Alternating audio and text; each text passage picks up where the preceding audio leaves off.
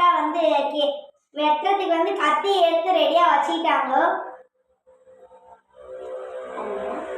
பாருங்க அக்கா வைக்க எனக்கே பயமா தான் இருக்கு. இப்ப வந்து பத்த வைக்கலாம்.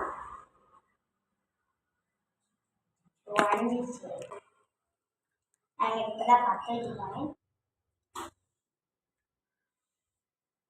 வந்து இப்ப எங்க